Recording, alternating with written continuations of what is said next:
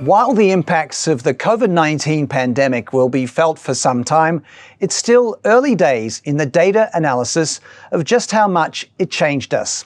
One of the most fascinating recent studies to emerge is that countries with female leaders recorded an astonishing 40% lower death rate than nations governed by men. University of Queensland Associate Professor in Finance, KELVIN led the research, and he joins me now. Welcome, KELVIN. Tell us about the work that led to this quite startling finding. Yeah, this is a work done with a couple of colleagues from Singapore and also in China.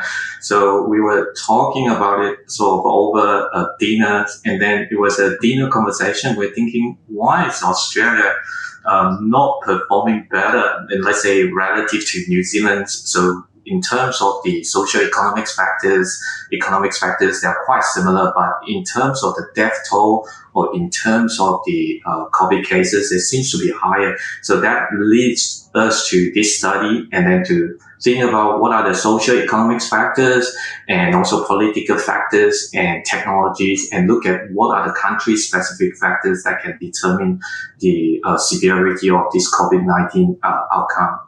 That really is fascinating. So what were the differences in behaviours between the sexes? What did female leaders do differently managing the pandemic? I think to a certain extent, we all know that in psychology, so female tend to be more sympathetic, and then also in terms to loss of life. So whenever I'm looking at my wife and myself, so if our kids are getting sick, so I guess male and female will react differently. So to the same extent, so I guess female leaders and also the male leaders would behave differently in terms of their actions. For example, in terms of lockdown, in terms of the more receptive to the advice from the others. So I think this is probably some of the male leaders probably can learn from the females in terms of the action that they take. But of course, what I want to say here is, so this is what the benefit of having the female leader, but of course it's also everything's, whenever there's a benefit, it comes with a cost as well. So for example, if you can have a decisive lockdown, so that would be a lower,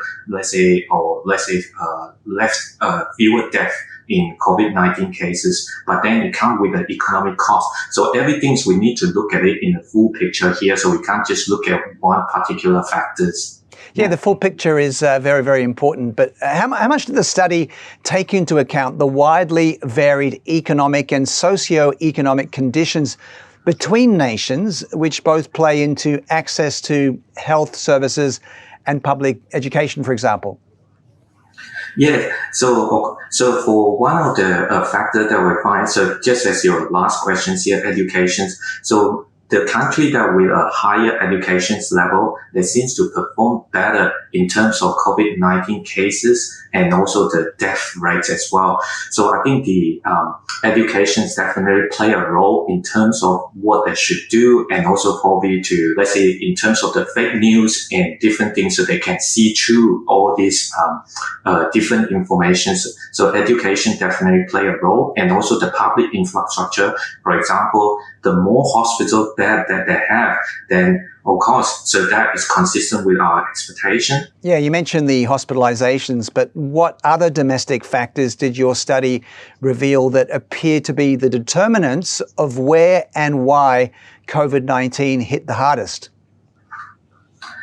And so when and where, so of course, so the weather that play a role. So when you have a higher temperature, this is probably more from the medical science, so they established that. So when you have a higher temperature here, so then that will be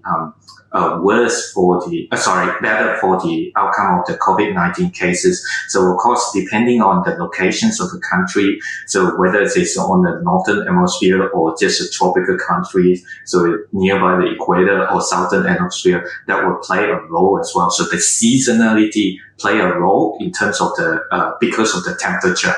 And then also technology advancements also play a role. And I think one interesting thing here we find is technology.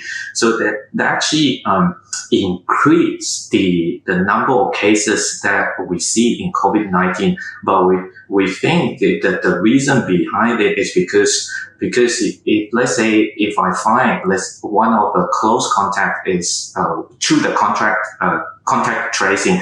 So if the one contact is tested positive, then in that case, so the close contact will be tested, and then whenever they get tested, then more likely that they will be found with the confirmed cases. Then your confirmed cases increase. But what we find interestingly is the severity. So in terms of the death rate is lower because you get early detections. And when you get, let's say if you get early treatment, then the death rate is actually lower in those cases.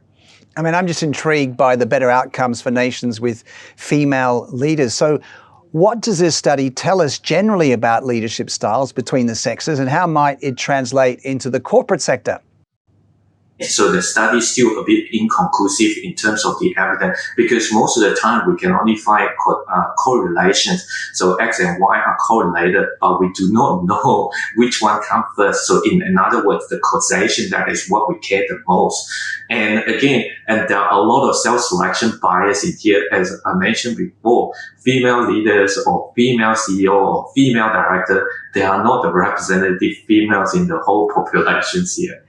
Great discussion, Kelvin, and a fascinating revelation to come out of the turmoil of the pandemic. Kelvin Tan with us, Associate Professor in Finance from the University of Queensland. Thank you. Thanks, Jason.